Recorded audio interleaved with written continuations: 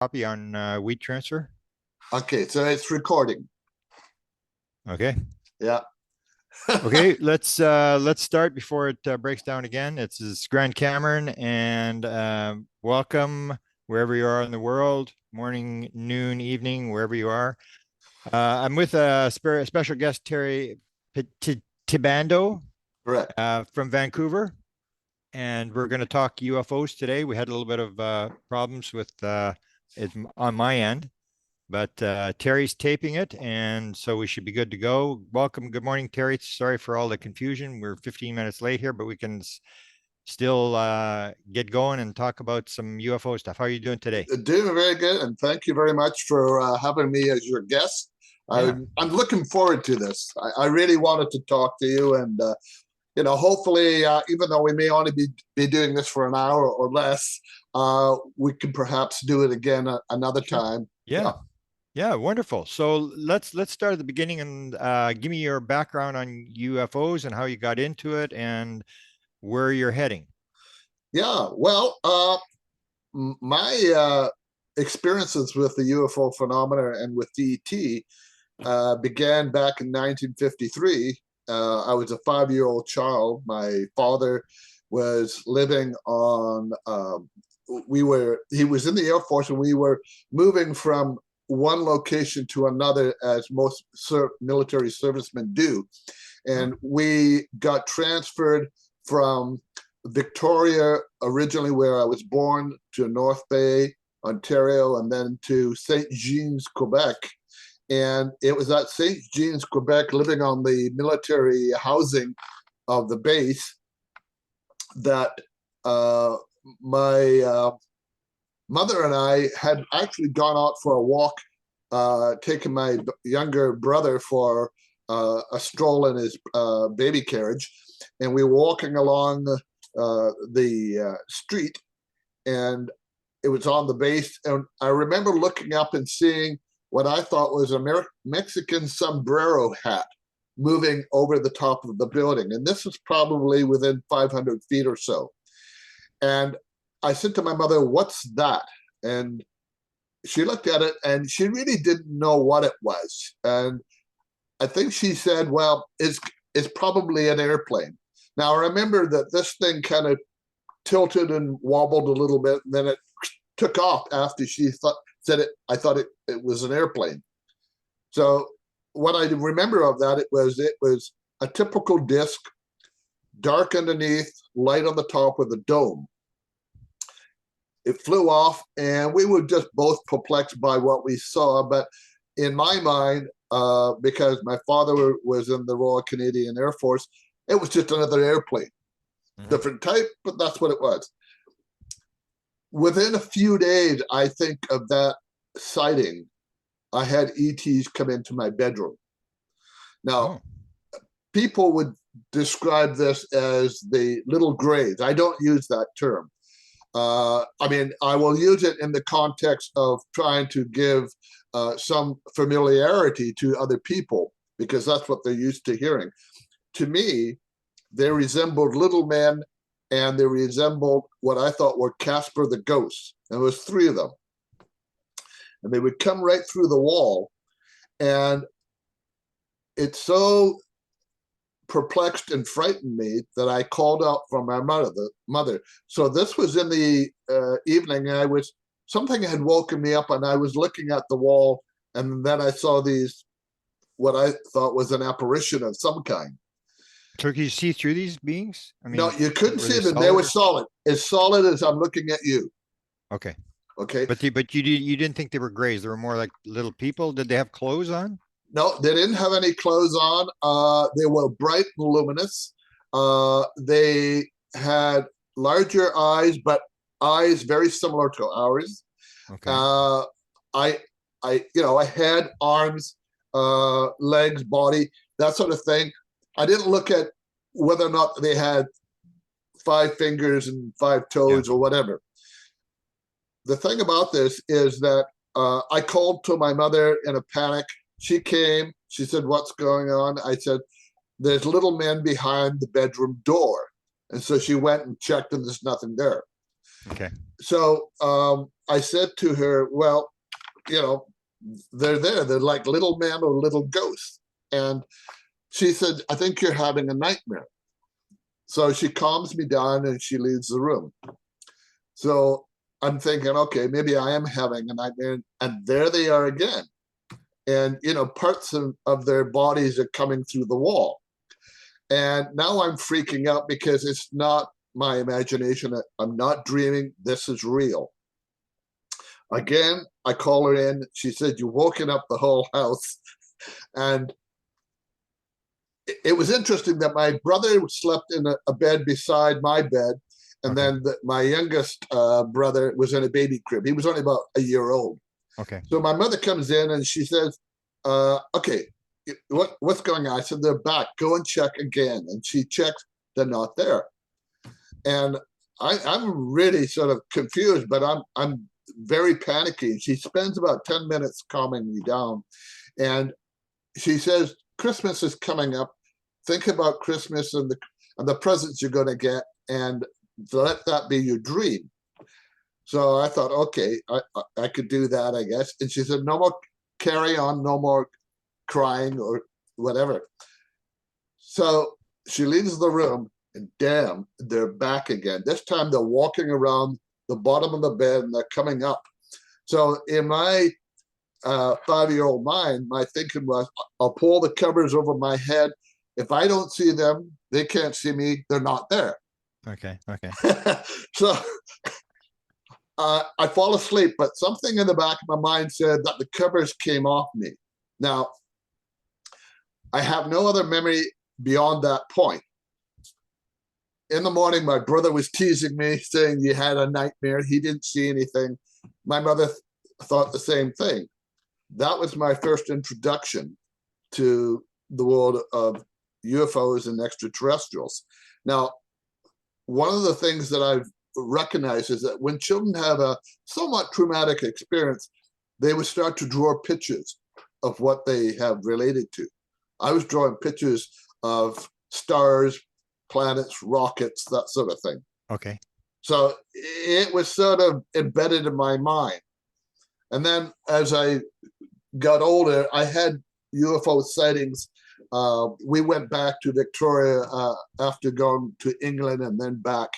And the thing about that is I've seen them in UFOs in Victoria, flying close to the home or over the home or off in the distance.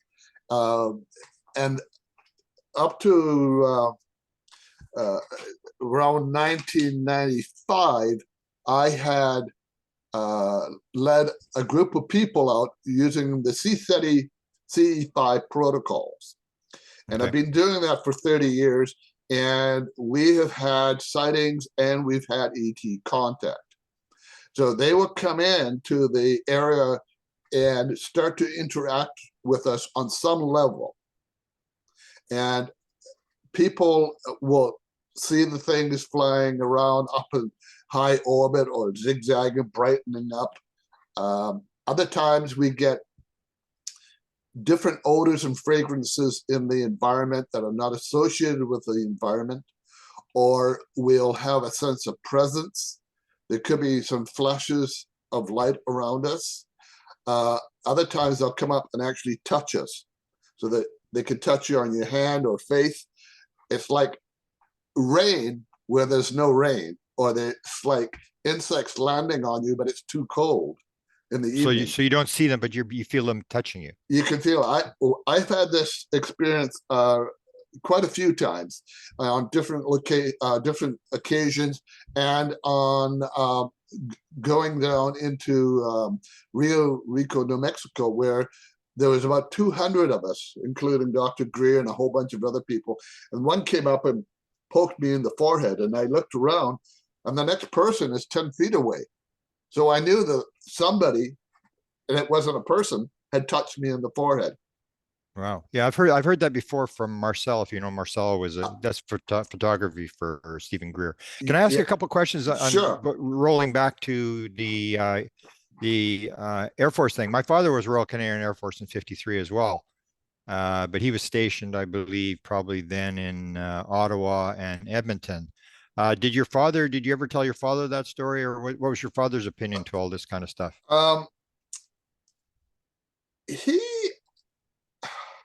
He had his own experience, and I'll explain that. I don't know per se if he acknowledged the story I was telling him. I'm sure my mother had related that to him. Yeah. Back in about 1951, 52, because we were living out in Victoria, he had to go back east and to do some work for a few days. And he wanted to see his parents who lived in Toronto. And he said that he flew by a military transport, landed at Moulton Air Force Base. When he was stepping off the ladder or the ramp, he said that he saw a hangar, and the hangar opened up. And he said inside was a saucer, and it came out, and it stayed hovered in that position, and then went straight up, and then it came back down again and went back into the hangar. Now, my thought on that was that he saw something that probably he wasn't supposed to see, even though he was in the military.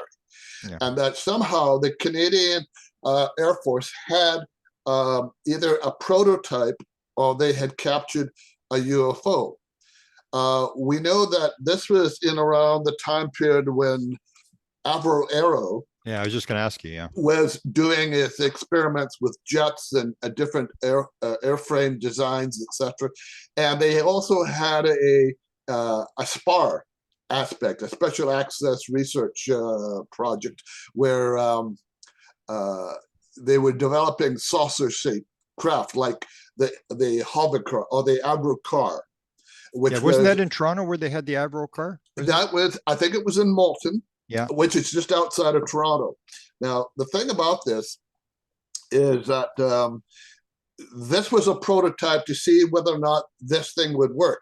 It was also a part of proving the Conan effect, where the air would move over the surface and down as opposed to going out.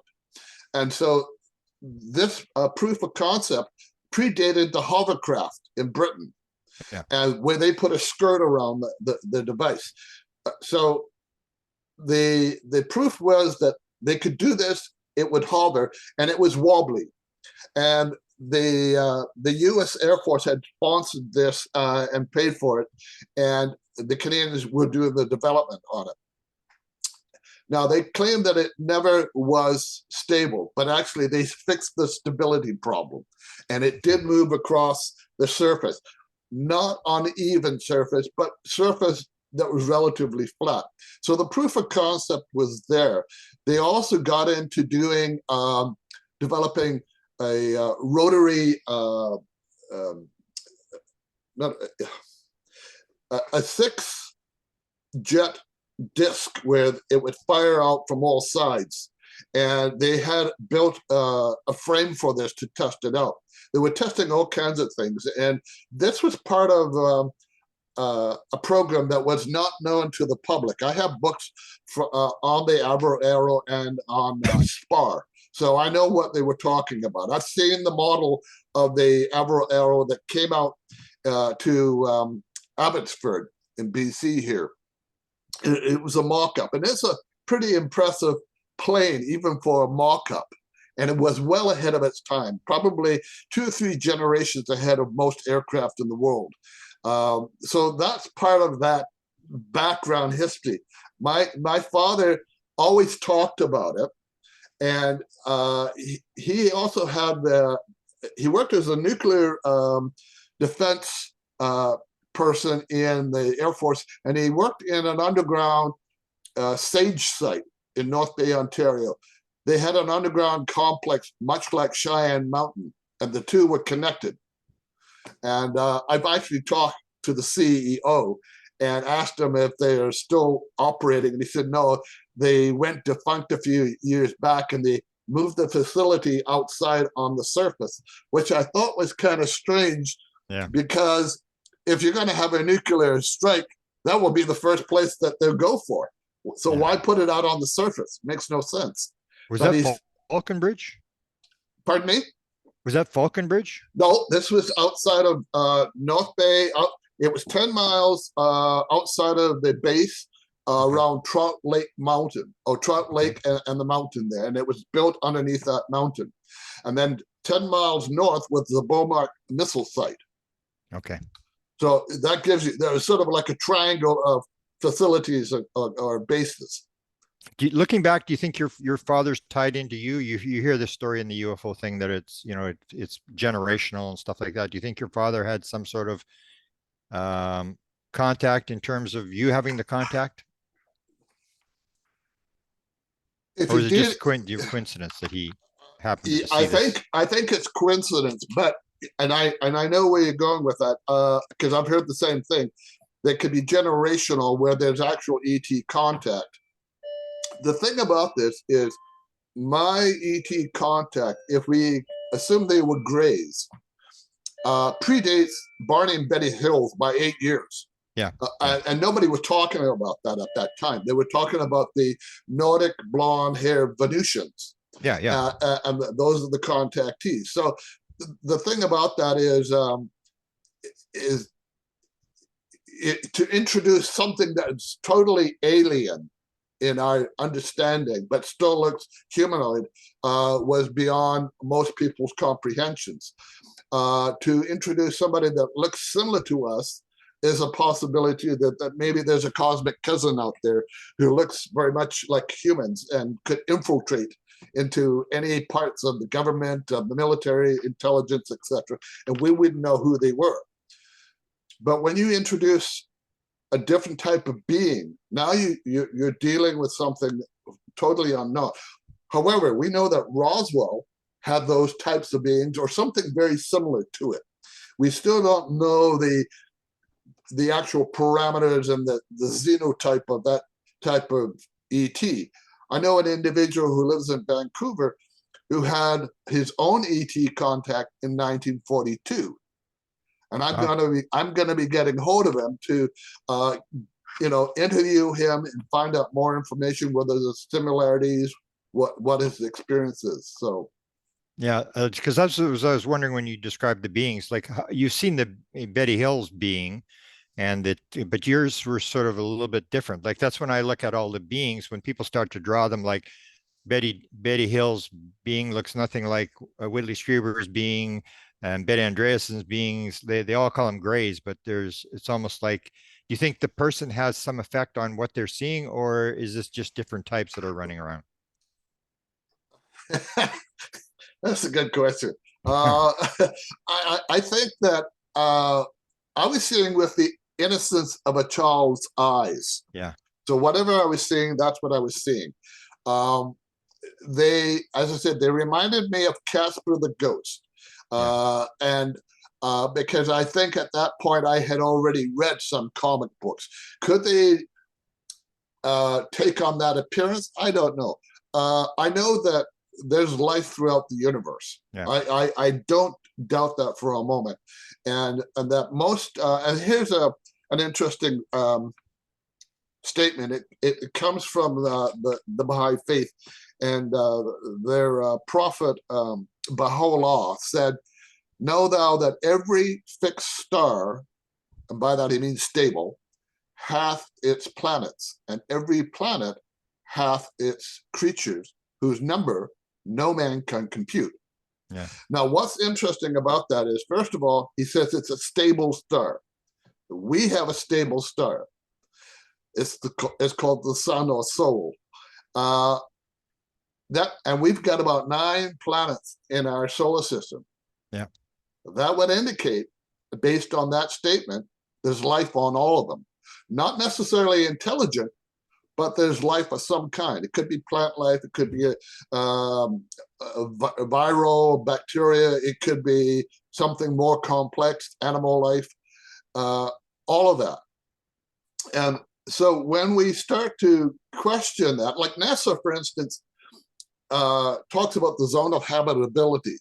And they say it's from about Mercury out to Mars. And then they've extended it now to the moons of Jupiter and Saturn, where like Enceladus and a few others show signs of ice and perhaps water underneath, and jets of water coming off the surface that have been photographed. So those are all indications that some form of atmosphere or condition is prevalent in the universe or in our solar system. And the thing is that life isn't going to be like us. We've got to get past that notion that because we're human and because we're in a nice location in the solar system, that's the green belt or the Goldilocks zone for life. And the reality is that life is going to appear anywhere in a solar system or star system that has a stable star. If it's not in a prototype condition where it's forming, and the planets are also forming, there's going to be no life at that point. If it's in a state of nova, where it's going to burn out, the life will probably have disappeared. So, and I know all of this because I've taken astronomy in university and math and physics and all of this, and these are some of the basic 101 of astronomy. And so this zone of habitability that NASA has first thought about has now extended out almost to Pluto. And there are signs that Pluto has an atmosphere, and according to the horizon of satellite that photographed Pluto and Charon, its moon, that there was something leaving trails on an ice field. And they thought this was a natural occurrence based on fissures opening up and material coming out of the surface and moving across the surface of Pluto. But there are black blobs that seem to be on those trails. So, is it life? Is it rock? We don't know at this point until we get another satellite orbiting around Pluto. In terms of the beings, is that the only time you saw the beings, or because you realize that people see them off and on through their life, and whether they're the same beings? And the second question related to that would be, have you done regression to try to recover? I've never done regression, and I know about it. And the problem I think with me being regressed hypnotically is that there's so much information I've studied over the years that my mind and my information I would give out would be polluted with all this knowledge. And so what is real and what isn't is hard to tell. I've seen other beings that are not like the small gray-like ETs. I've seen very tall ones, probably 7 feet high, wearing cloaks, dark hooded cloaks. Could you see the face? No, I couldn't see the face, but they were moving around me, and I was out in the field. Mother Nature was calling me to take a pee break. and they're moving around, and I thought, you're getting the best of humanity at that point. So, and I remember this was my first group session with Dr. Greer and about 32 other people. And we were seeing UFOs right around wherever we were looking. And I counted the number of UFOs, and there was one for each individual. And some were blinking and flashing and moving around, and others took off and all the rest of it. And we even had the military come in chasing these things around. So I've seen that happen. But what I noticed was that these were very tall beings. And I went back to the group and I said, we've got ETs and they're moving around us. And he said, yeah, we're getting the same thing. And then you could look at the group, and often the distance would be some farms or something, and something would move in front of the light and move around. So we knew they were around us. The other time locally, where I take out groups of people, I've had ETs that I think were the short ones, and they showed up and I was already in bed, and I got a feeling they wanted to communicate, and I could sort of see them in a holographic form, and I said, guys, I'm taking a sleep right now. You're gonna have to come back. We were out there. That was the time to contact us. But if you want to contact me in a lucid dream, that's fine. But I'm sleeping. Now, we've had all kinds of strange things. Like I got ETs that still hang around the house, and these are like amorphous blobs, and my backyard camera, security camera, has picked them up, moving out of the wall of the house, in and around the backyard, and then back towards the house. My wife one time woke up. The story behind that is a friend of mine and I had gone out to do some CSETI or CE5 work, and we came back, and my daughter had been babysitting. Her habit was to come into her room and give us a kiss goodnight and go to bed. And she came in around 1 o'clock, and that's what she did. Around 2 o'clock, my wife turns over and punches me in the arm. And I said, why did you do that? She says, it's one thing for you to go out and see ETs. Do you have to bring them home? And I said, what are you talking about? She says, I suddenly woke up and there was a face in front of my face. And it was like, and it took off. It disappeared. So they were trying to study her and see whether or not, she was, able to communicate with them.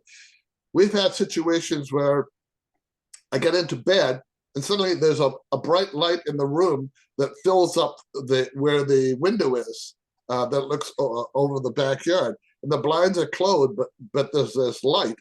And it's diffused, but with some kind of bright center. And I said to my wife, do you see that? There's a light in the bedroom. And, and we looked at it for a few seconds, and then it disappeared. She gets up in the middle of the night, goes to the washroom, comes back, and she says she saw a light move underneath the bed. Oh. So there's things going on. Now, here's the thing. Once you start making contact, the ETs know where I live. And because they're in and around every so often, I said, look, if you want to come and visit, that's fine. You can think of this as a safe home. And it's up to you. If you want to stay, you can stay. If you want to come and go, that's fine. But I would like one thing to happen. Take some time to communicate with me. That's all I want. Communication. Does it happen? Not in that sense where I'm talking to you. Yeah. I've had remote views, and I've had various downloads of ETs that are very bizarre looking. I've also had a ET response where I was trying to find out the name of the ET. Like when I was down in Rio Rico, New Mexico, Dr. Greer was telling the people that you can ask the ETs to be a guide to you. And all you have to do is go into your state of meditation and reach out and see what happens. And I remember seeing this face, which is actually on the back of my books right up here. Tell me about your books. Once you finish the story, tell me about it, because you've written a lot of material on this. Yeah. So basically, it was a reptilian type face. It looked like a leopard gecko lizard, but more humanoid in its face, very large reptilian eyes. And I introduced myself and said, I understand I could call upon you that you would be my guide. And it acknowledged that, and I said, do you have a name? And the response was HGN was his name. And I thought, that makes no sense, HGN. And I thought about it for almost a month, and I realized that perhaps the way that he gave that information telepathically was that I had to meditate upon it and understand that perhaps it's reptilian type of guttural noises. And then it made me realize that perhaps I have to pronounce the name with consonants. Hogna, Hogna. And so that's how I wrote about it. HGGNA. Hogna. Okay. Now, you hear this all the time, that certain people will get ETs that will show up and they will have a name like Bijou and all the rest of it. So, and that was my one type of telepathic response. Another one was I was out by myself having issues with my laser beam to try and show them where I was. And at the moment I was doing that, something said to look up, and I looked up and I saw a bright light move over where I was. And the message I got was, keep up the good work. There you go. That's the only thing they've ever said to me. Yeah. So I don't get any download of equations or insightful information about where they're from, what they're called, what they do, how they eat, all of that. Now, so what's the bottom line now? Just to go to the quick here, what do you think they're doing in terms of showing themselves to you, and what do you think the ultimate purpose of all these beings, and why so many beings? So you hear this all the time, like it's this being and then it's this being. It's like, I mean, you may be like you're a magnet, but sorry, I lost you there for a moment. The idea, but the ultimate purpose that you would sort of interpret what they're actually doing. What's the purpose of them interacting? I can see you'd be like a magnet that you're sort of lighting up, and they see what's going on here, and they come over. And but that's always the question of why there's no sort of really land on the White House lawn and tell us what's going on. It's like this, almost like Jim Semivan, if you've heard him. It's like he always says they taunt you and they tease you and they bring you along, but they never take you home to meet the family. Yeah. I put the invitation out here and said, look, come and show up. I'll serve you tea or goodies, whatever. Just show up. And I think what it is that they're trying to let us know that we have this physicality, which is our bodies and everything around us. But there's more to us than just that. We're, as some people say, we're spiritual beings living a temporary physical life. And another way of looking scientifically is we're interdimensional. And the interdimensional and the spiritual are really saying the same thing, and that there are many different dimensions or many different spiritual worlds of existence. And it's up to us to learn that. Now, they are also physical, but they're also interdimensional, and they have the technology to come to this planet using interdimensional travel. So they phase out of one existence or reality, move through or transition through many different dimensions, and then pop back out into the physicality. So when we see them, we're seeing them partially physical and partially interdimensional. And this is why if you were to shoot at them with a missile, for instance, it would do nothing. It would go right through, or it would bounce off, or whatever. They have that type of technology. They're here to study us because we're at a critical time in our evolution where we're at an apex and we're very close to the top. And what will happen is we either will move forward, and by moving forward, we will become both a technical and a spiritually, socially developed civilization on this planet, where everybody, not just a select few, are a part of it. And if we are not successful, we're going to fall back into a medieval Stone Age type of existence where we're struggling to get ourselves back up to the top. Now, I believe that this will be the time in our evolution where we will not fall back, but we will progress. We're going through a lot of turmoil and chaos on the planet right now. And it's a test to people to start to rethink how they're going to live their life and how they're going to interact with each other. And if we are of service to each other, to our fellow man, then we're doing things in a selfless manner, and that state of condition of mind will allow us to progress, because it's spiritual. It's what all the religions have said in the past.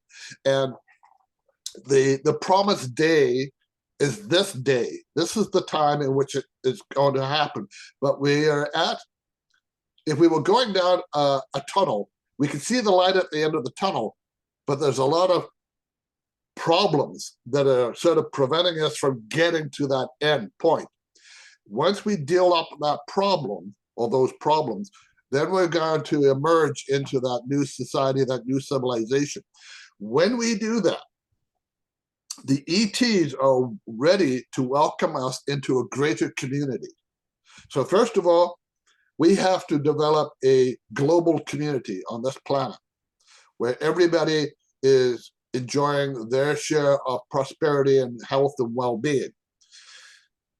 When we can prove and interact in that manner, then that invitation will be given to us. Now, they're here studying that. They're looking at how militaristic we are, how chaotic we are, how we're damaging the earth on each other. And if need be, if we decide to throw nuclear weapons at each other, they will intervene. You probably have heard this before, and I fully believe that will happen, but they're not going to step in and solve our problems for them. That's up to you and I. Why? Because there probably is a non-interference clause in the universe where you allow every society to develop in its own manner and its own characteristics. So when you come in and start interfering and poking around and supposedly influencing, which they may have done anyways, the fact of the matter is we have to do it for ourselves. We hear the stories all the time of there's certain types of ET that are here to control us and manipulate our governments and our military, and on and on and on and on it goes. And there really is no proof of it. We heard it's reptilians, it's greys, it's insectoids, and all the rest of it, which are all racist type of statements. And we've got to move past those appellations and start looking at them as intelligent civilizations that come from the stars. Like the native indigenous people will say the star nations. And that's probably a better term. They would prefer to be called extraterrestrial intelligence as opposed to alien. An alien is supposedly some illegal person coming across the border into your country, right? That's not what they are. They're here watching, monitoring us. They're explorers, they're anthropologists, they're spiritual entities.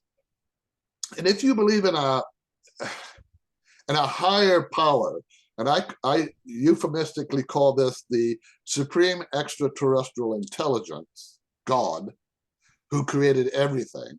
And this, regardless of what religion you belong to or what your spiritual beliefs are, if you acknowledge a higher power purpose in the universe, then it created everything. And if it created everything, it probably did not create chaos. It created order, structure. And if we have been given the opportunity to learn socially, spiritually, then other civilizations out amongst the stars and the galaxies have probably received a similar type of situation where they get a prophet or a manifestation of God who shows up, gives them teachings, and then they follow them. The problem with humanity is we don't always follow them. And that's where our downfall is.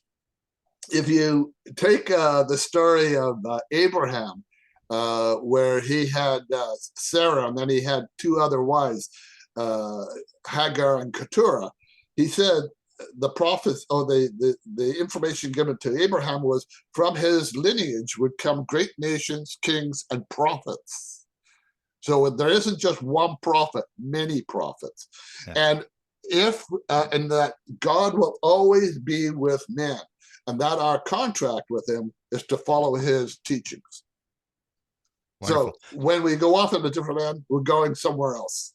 So speak to the congressional thing, and I know we had some negotiations with people like Elizondo and Mellon and these guys, and they wanted us to follow their protocol for how to get this through to the government, where they're actually turning it into the alien. They're in our airspace, over the land that we stole from the Indians, and and this sort of thing. And speak to this move in Congress to try to demonize the phenomena and shift it the other way. And I know Greer talks about this quite a bit. Yeah. I listened to quite a bit of what Greer has to say. I'd listened to people like yourself, Richard Dolan, a few of the other people out in the UFO community. And I've obviously had the opportunity to meet you twice, if you remember. And the thing that I find is that there is a rewrite of the UFO phenomena that's spun negatively, where it's a threat. And whether you like Greer or not, whether he's egotistical or not, he has valid information. When David Grush and David Webre and one other individual, all from the Navy or the military, came out and said, look, the U.S. has captured craft and there are non-human biologics. Yeah. Nice way of putting it.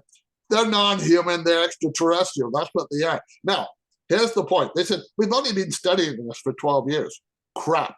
That's not true. That's a big, fat lie, and you can't disguise it. If you go back into history, and I'm a history buff, you go into history and you look at the time of the Germans prior to World War II, they had captured a craft that came down in Bavaria in the Black Woods, and they retrieved it, and there were living beings on board. And when during Operation Paperclip took place, and I know I'm digressing a bit, but you need to get the whole story here, that when they had Operation Paperclip and 1,500 Nazi scientists came into the southwest of the United States, they asked them, how was it possible that you got so far ahead? And they said, we had help. They said, help from truth, from them. Now, that's a big cover-up. When you hear about Maria Osick, who was a channeler, calling out and then getting this, perhaps they were communicating with her in some form or fashion. That's what we're doing today in remote viewing. The same thing. The Germans did it before anybody.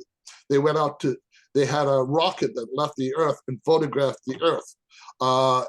They may have done other things that we're not even aware of, but they did build saucers, they did fly, and they were used during the war, towards the end of the war. And they were captured. That's why the big push to get into Berlin and all these other secret military bases, to capture the technology and the scientists. Now, when you move forward, you get to a point, say, in 1951-53, where you had the Operation Mainbrace, which was a 200 naval ships from different nations that had worked together during the Second World War, doing military exercises on the North Atlantic.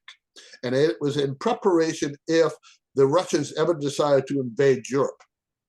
During that time, they had thousands of ships, because they were aircraft carriers. They had 10,000 soldiers and sailors on those ships from different countries. And they had sightings of UFOs coming out of the ocean, flying over the ships, either going back in the ocean or flying off into space. Sailors and people, personnel on those ships photographed that. And they were instructed by the various military officials, admirals or whatnot, stay below the ship in your quarters unless you were called upon for duty. So they had to comply. But there were photographs taken. I have one of those photographs where there's a white object up in the sky, and then there's the mass or control tower of the ship, and you can see this object up in the sky. Does it look like what they call a Tic Tac? Yeah, but this is 1951. They didn't have any UFOs of their own at that time, other than what the Germans may have built, like the Haunebu 2. The point here is that that craft was probably extraterrestrial, as were all the others. It wasn't until the mid-1950s that there was a breakthrough of electrogravitics and anti-gravity devices. They understood it, they were able to build it. Plus, they understood what they had retrieved from the Roswell crash and some of the other crashes.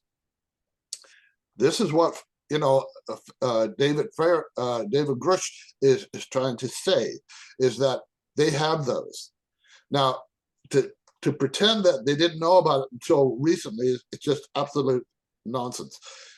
What was interesting was Dr. Greer had interviewed David Grush, but never used him on his team for whatever reason, I don't know. But when he did the witness disclosure event 2 in the Washington Press Club in June 12th, he had 10 military witnesses, scientists, and private contractors giving testimony.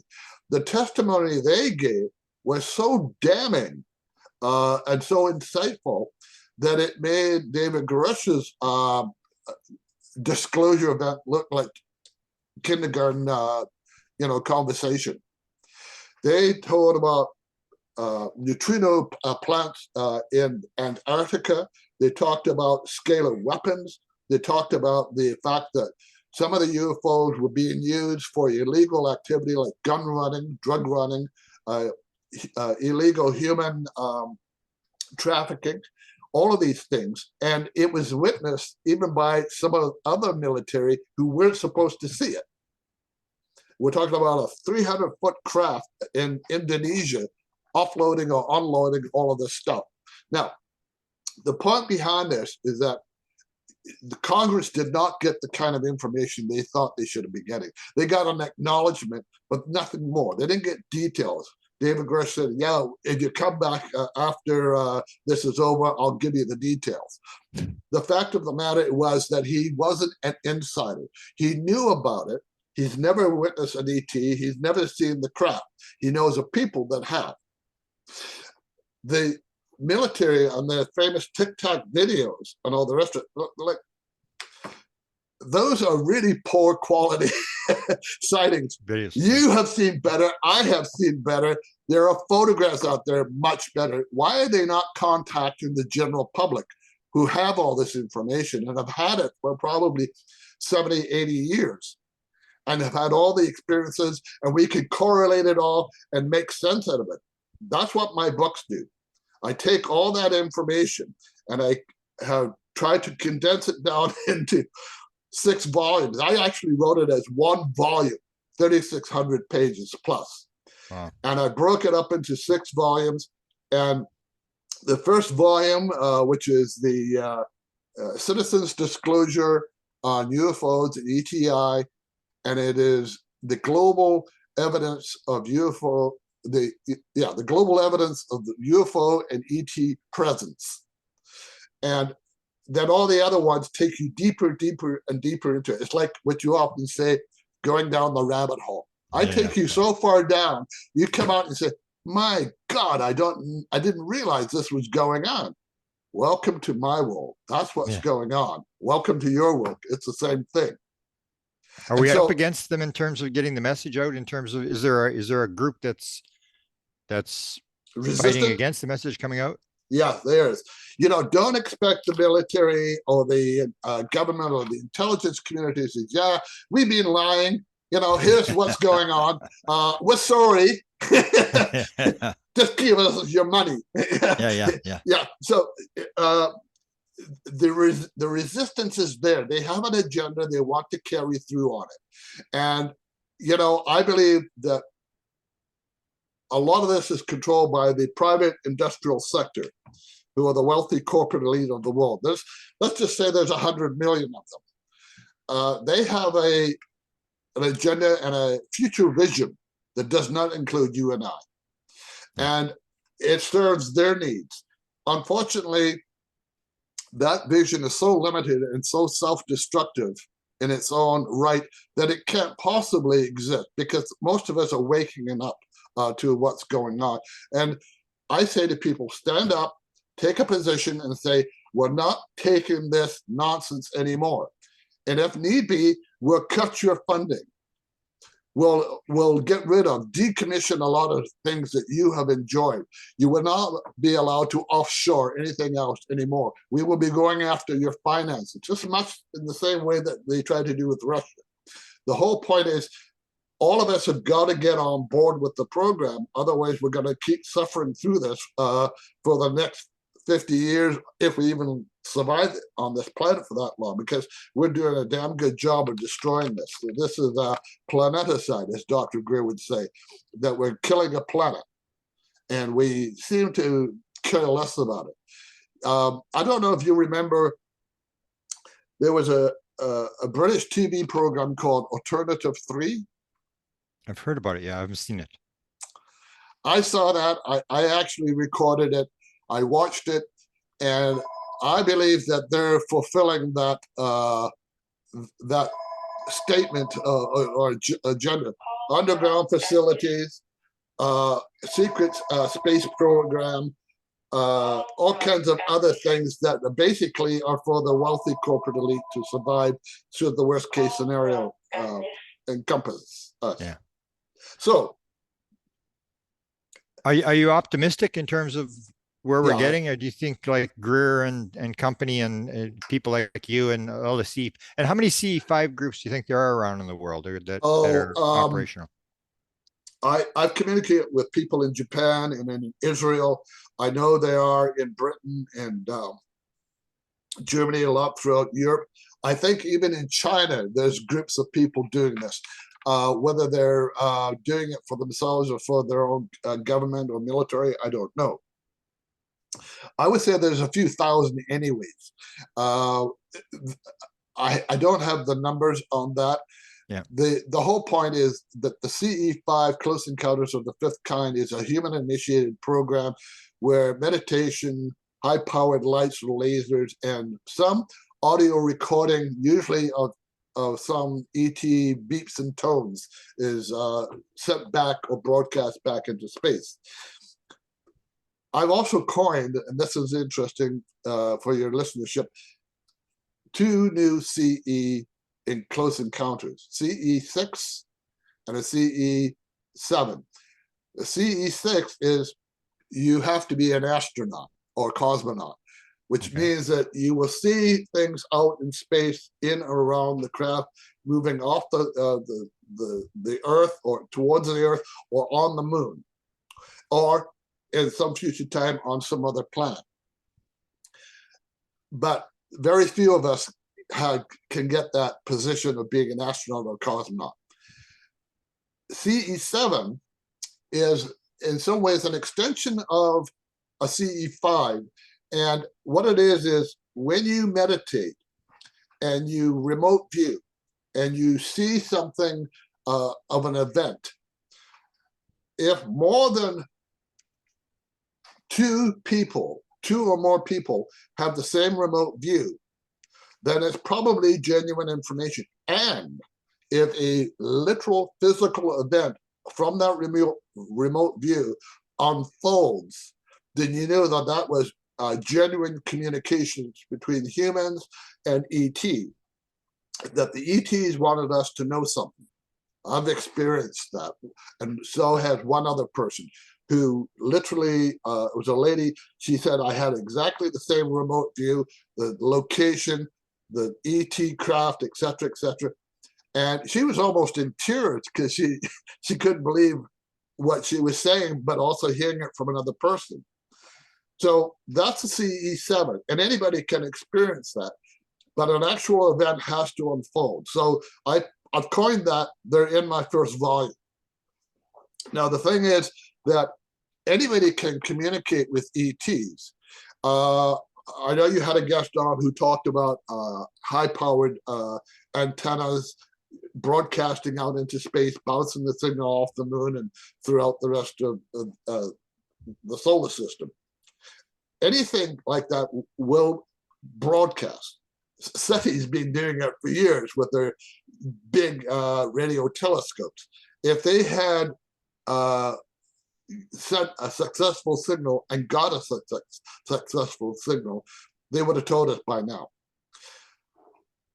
The interesting thing is, if I send out a broadcast signal, like beeps and tones through a 40-watt walkie-talkie, when they communicate, they won't necessarily communicate back in that walkie-talkie, but I have a magnetometer that will start to beep, and it will beep either erratically, incessantly, or in an intelligent 3-tone sequence. So I could say something like, there are ETs in the solar system, and it will go beep, beep, beep to acknowledge what I said.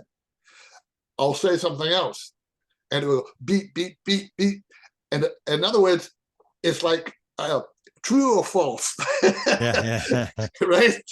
And that's how it's coming across. And other people in the group said, "My God, they're talking to us. They're communicating with us."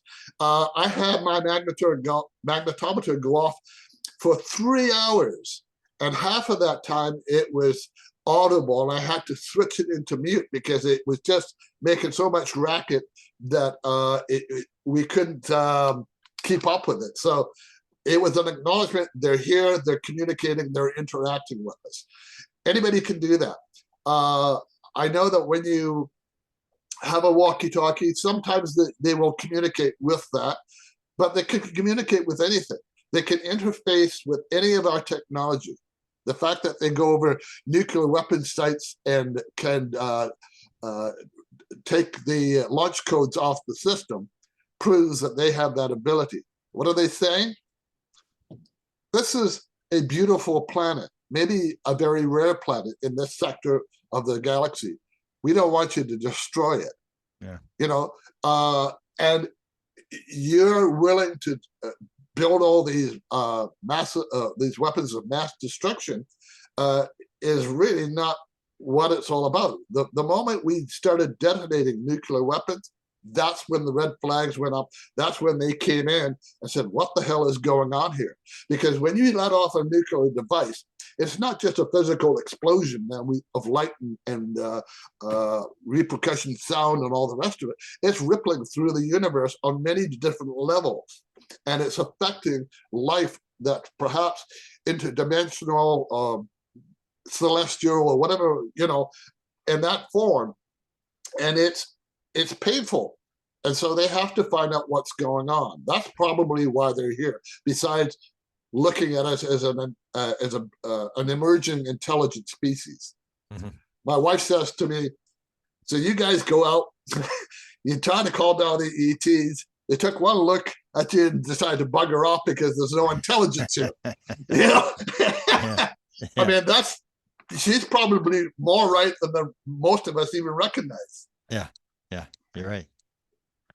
Wow. We'll have to talk a little bit more about your books. We'll have to shut it down. Maybe we'll do another one next week. We can do a second version. I can do that. And you can send me maybe, say, 5 or 6 talking points in terms of what you'd like to talk about. Like we should talk about, we're both Canadians. We should talk about the Canadian aspect of what you learned from the Canadian thing to put out to Canadians, and more of the issue of what we're dealing with in terms of, it's a little more complex. I think you and I would agree that it's not as easy, as simple as people think it is. The more you look at it, the more complex it gets, and the more you get dragged into this. So talk a little bit for the last little couple minutes about your books and how they've turned, and how many you've gotten when you first started publishing these books. And maybe give me one for, I'm going to put this, maybe send me the audio as well, and I'll put it on my my podcast as well, and send me the cover of the first book, and we'll use that as the thumbnail so people can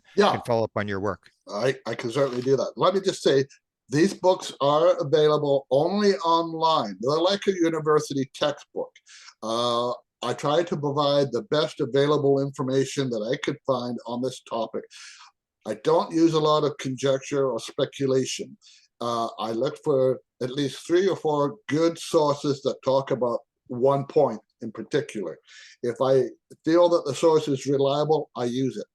All of the books are referenced.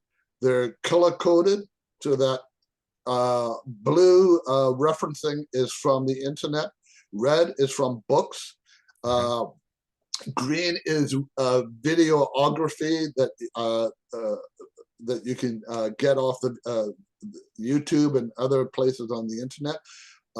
Purple and other colors all give references. All the text is referenced. All the photographs I use are referenced. These books have hundreds and hundreds of colored photographs in them. And it's really a feast for the eyes, because now you know exactly what I'm talking about. You can go to the exact places that I have been to find this information.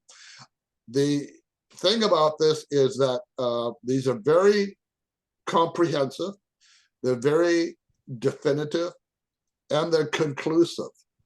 So I try to put this all together into a big picture.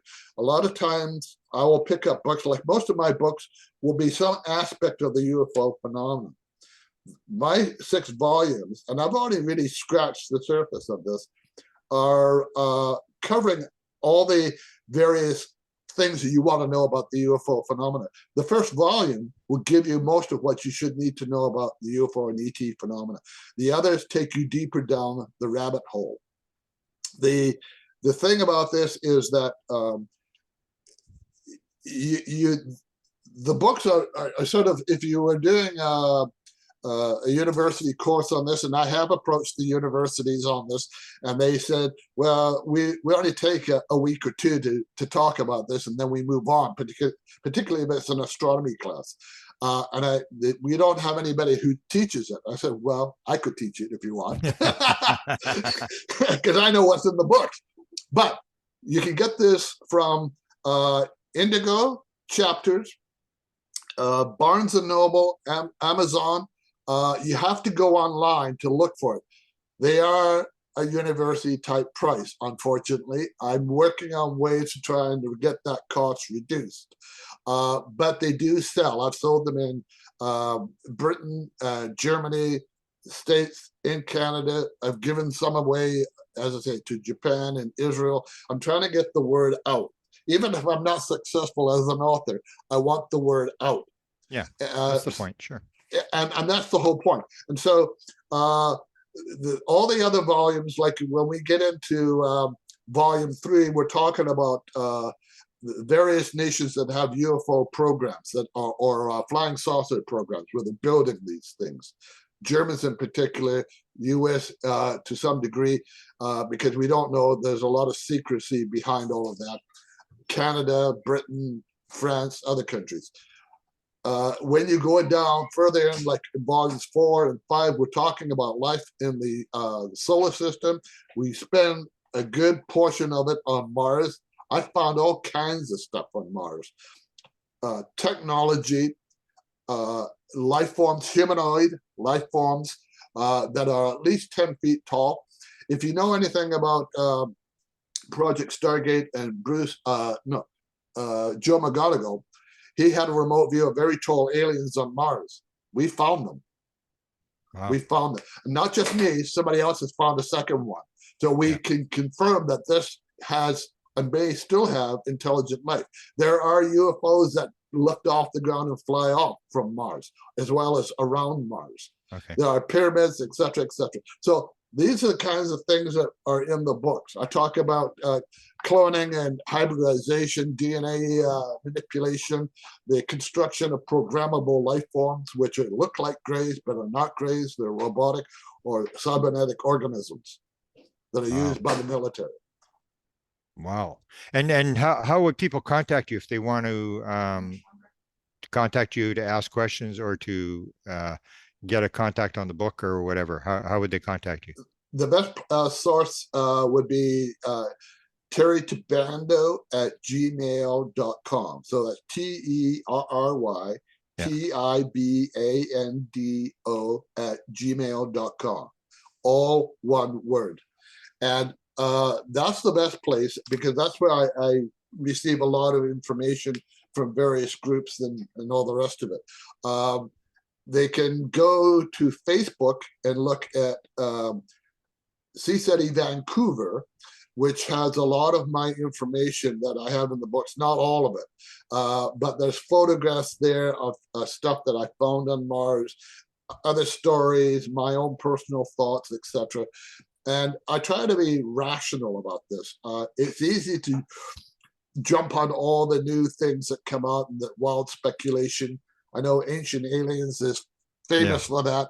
It's what I call docu-entertainment. Yeah, that's right. But they're making money. They're making money. I'm not, but they're making money. That's right. You got it. Yeah. So there you are. Wonderful. And we can do another session. Just send me some talking points, and we'll do another one, and we'll try to get, because you're on the mark, you're doing the work, and you should be rewarded in terms of helping get your message out. And I'll do what I can. Well, it's not just my message; it's the message, whatever that is. Yeah. So Yeah. we're both. There's not many researchers in Canada, so we'll have to support each other. Yeah, support each other. Yeah.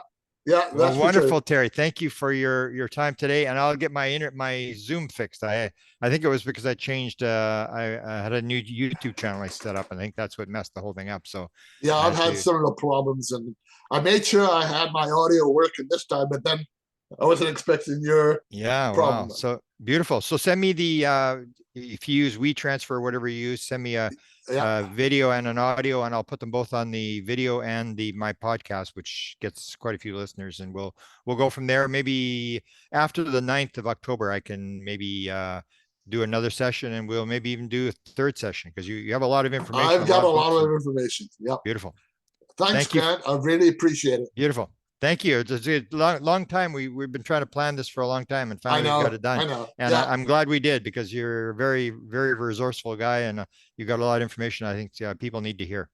Thank you very much. I appreciate it. Namaste. Namaste. Okay. Great. So, okay. So I'm just going to make sure I've got that.